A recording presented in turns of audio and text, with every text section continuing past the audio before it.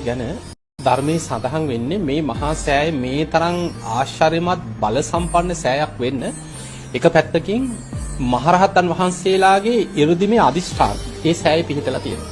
ප්‍රධානම දේ තමයි බුදුරජාණන් වහන්සේගේ බුද්ධ අදිෂ්ඨාන පිහිටිය.